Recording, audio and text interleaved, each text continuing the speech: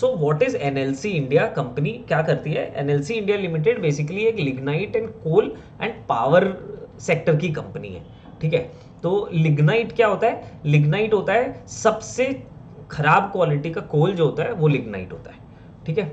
Then कोल में भी ये डील करती है, कोल की भी माइनिंग करती है, एंड ये अभी ये ग्रीन एनर्जी सेक्टर में भी आने वाली है, जो इसका सबसे बड़ा यूएसपी अभी के टाइम पे है, ठीक है। हम लोग जैसे जैसे धीरे धीरे आगे बढ़ेंगे हम लोग इसके बारे में डिस्कस करेंगे। NLC India limited is a public sector undertaking, और गवर्नमेंट की इसमें अराउंड 72% आई थिंक स्टेक है, वो भी हम नेक्स्ट स्लाइड्स में देखेंगे। तो इसके पहले क्वार्टरली रिजल्ट्स देख लेते हैं। इसके क्वार्टरली रिजल्ट्स आए थे, तो रिजल्ट्स तो ठीक अच्छे ही थे। देखो सितंबर में 2978,000 करोड़ था, और और ये आपका अभी जून के क्वार्टर में 3376 करोड़, ठीक है। करके देखो operating margin 32%, last year the operating margin was 36%। इसमें यहाँ पे ये एक आउटलायर था बिकॉज ऑफ एडजस्टमेंट्स, ठीक है। अपने क्यों नहीं जून के क्वार्टर का रिजल्ट्स अपने कभी भी मार्च के रिटर्न रिजल्ट्स के साथ नहीं कंपेयर करते, क्योंकि जनरली मार्च के जो रिजल्ट्स होते हैं उसमें कुछ ना कुछ प्रोविजनिंग एडजस्टमेंट्स ये सब बहुत ज़्यादा होते हैं, और बिल मतलब इनवॉइस बुकिंग जिसको बोलते हैं, रेवेन्यू रिकॉग्निशन जो होता है उस वो पूरे साल भर का जो भी पेंडिंग होता है वो मार्च में ही आके कंप्लीट होता है। सो जून क्वार्टर के लिए it is always prudent to compare on Y basis, ठीक है। अच्छा, अब हम लोग इसमें देख लेते हैं। देखो ईपीएस लास्ट ईयर जून में EPS was 2.92, now it is 4.03। तो कंपनी ने वाई बेसिस पे बहुत अच्छा ग्रोथ दिखाया है।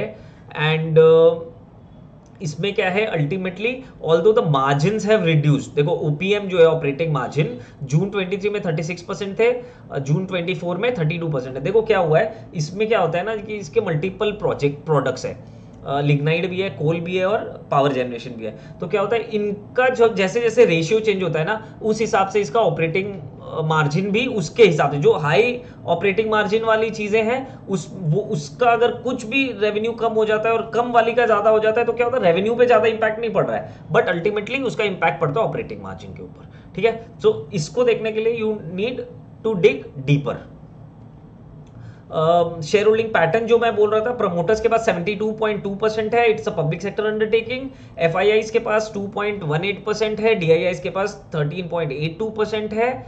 और देखो यहाँ पे डीआईआईज की होल्डिंग देखना 8%, 9%, थोड़ी सी एक बार कम हुई दिसंबर क्वार्टर में, देन मार्च में 5% और एक्स्ट्रा बढ़ के 13.38%, देन 13.82%। सो डीआईआईज अपना इन्वेस्टमेंट बढ़ा रहे हैं। सिमिलरली आप देखोगे तो एफआईआईज का भी ऐसा है, बस लास्ट क्वार्टर में थोड़ी सी किसी एफआईआई ने सेलिंग करी है। पब्लिक शेयर होल्डिंग जो है जिसको हम लोग बोलते हैं फ्लोट, ठीक है, फ्री फ्लोट जिसको बोलते हैं, free float shares are only 7.48%।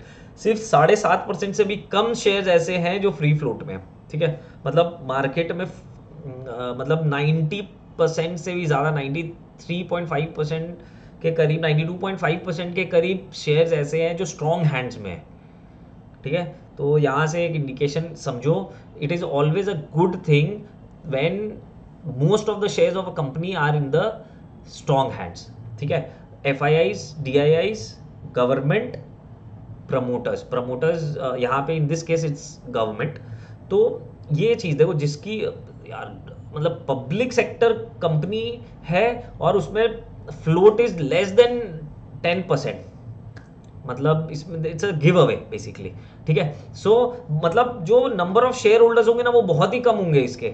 देखो यहाँ पे नंबर ऑफ शेयर होल्डर्स 2,86,000 देखो ज़्यादा से ज़्यादा दिख रहा है, ठीक है। बट क्या हो रहा है शेयर, ये देखो लास्ट क्वार्टर के कंपैरिजन में पब्लिक से भी और भी माल खींचा गया है, ठीक है। ये देखो 7.66 था लास्ट ईयर जून में, फिर थोड़ा सा कम हुआ क्योंकि उस समय एफआईआईज डीआईआईज ने मोस्टली ज़्यादा उठाया था।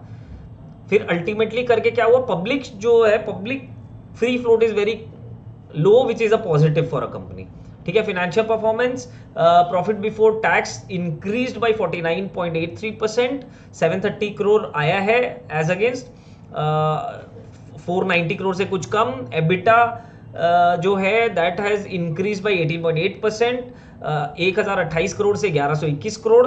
PAT has increase by 37%, 413 crore से 566 crore. So these numbers are also very good. अब लिग्नाइट का प्रोडक्शन देख लेते हैं। Lignite production growth 22.17%, coal production की growth 35.27%, power generation 13.48% growth and group power generation 10.38% growth. Expansion के लिए कंपनी क्या कर रही है? Pachwara south coal block Jharkhand में है, उसका अप्रूवल मिल गया है, जिसकी एस्टिमेटेड कॉस्ट 22,243 करोड़ के करीब रहेगी। फिर मचकता जो उड़ीसा में है, वहां पे भी इन लोग को कोल ब्लॉक मिल गई है, जिसकी कैपेसिटी ह्यूज है, 30 मिलियन टन पर एनम। बहुत बड़ी माइन है ये, मतलब this could be a game changer for NLC India. ठीक है। बायोमास को फायरिंग, ये बेसिकली क्या होता है ना कि बायोमास जो होता है ना, मतलब कैसे बताएं, उसमें लिग्नाइट बेस वो रहता है, बट वो बायोलॉजिकली बायोमास से बनता है वो। ठीक है, which is green kind of. इसका कार्बन एमिशन कम होता है और लिग्नाइट का भी ओवरऑल कार्बन एमिशन कम होता है एज कंपेयर टू कोल। अच्छा, M sand plant approval, Tamil Nadu में एक एम सैंड का इनको प्लांट अप्रूवल मिला है। एम सैंड बताता हूँ क्या होता है। एम सैंड क्या होता है, बालू जो होता है वो वहां से निकलता है जनरली नदियों से। ठीक है, बट ये अभी गवर्नमेंट क्या पॉलिसी लेके आ रही है कि अभी मशीन्स आ गई हैं, क्रशर्स और वो सब मशीन्स आ गई, so that you can crush the rocks और वहां से आप मैन मेड, मतलब ऑल्टरनेटिव टू नेचुरल सैंड। ठीक है, तो नेचुरल सैंड डालना जरूरी नहीं है, आप उसको निकाल भी सकते हो फ्रॉम रॉक्स। ठीक है। देन स्ट्रैटेजिक इनिशिएटिव, ये सबसे बड़ा चीज है। अभी इनका टारगेट बाई 3030 है 10 गीगावाट्स। आप लोग कैलकुलेशन कर लेना, 4.5 करोड़ पर मेगावाट लगता है, 1024 मेगावाट पर गीगावाट। तो मल्टीप्लाई करोगे तो बहुत बड़ा फिगर आएगा, बहुत बड़ी इन्वेस्टमेंट होने वाली है इन द नेक्स्ट 4-5 ईयर्स। अभी नेक्स्ट ईयर में इनका फिनेंशियल ईयर 25 में इनका टारगेट 300 मेगावाट्स है, वेर एज नेक्स्ट ईयर का टारगेट है 1.76 गीगावाट्स। ठीक है, तो नेक्स्ट ईयर बहुत और भी बड़ा काम होने वाला है, राइट। ऐसे ही ये लोग राजस्थान और गुजरात में बहुत सारे सोलर पावर प्रोजेक्ट्स के ऊपर भी काम कर रहे हैं। और इतना ही नहीं, ये लोग इतने ज्यादा सीरियस है अबाउट रिन्यूएबल एनर्जी कि इन्होंने अपनी 2 सब्सिडरीज बनाई है, NLC India renewable energy limited and NLC India green energy limited. ठीक है, प्रोजेक्ट्स और प्रोजेक्ट्स में आ जाते हैं। ये घतमपुर पावर प्रोजेक्ट है इनका, जिसका ऑपरेशन स्टार्ट होने वाला है फ्रॉम सितंबर 24। उसका सेकेंड एंड थर्ड यूनिट जो होगा वो नवंबर 24 एंड मार्च 25, मतलब नेक्स्ट ईयर मार्च तक में ये वाला पूरा इनका तीनों स्टार्ट हो जाएगा। तो इससे भी रेवेन्यूज बहुत बढ़ेंगे। Talabira power plant, first unit expected to be commissioned by July 28। ये थोड़ा सा ये थर्मल पावर काइंड ऑफ कुछ है, हाइड्रो थर्मल पावर, तो उसके लिए इसमें थोड़ा सा ज्यादा टाइम लगता है। फिर लैंड एक्विजिशन, इन लोगों का कुछ पुराना इशू चल रहा था कहीं पे नाईवेली में, जिसके कारण ये लोग का काम नहीं हो पा रहा था। अब वहां पे लैंड मैटर रिजॉल्व हो गया और वो लोग और भी आसपास के लैंड एक्वायर करना चाह रहे हैं एक्सपेंशन करने के लिए। तो मतलब NLC is on the road to expansion.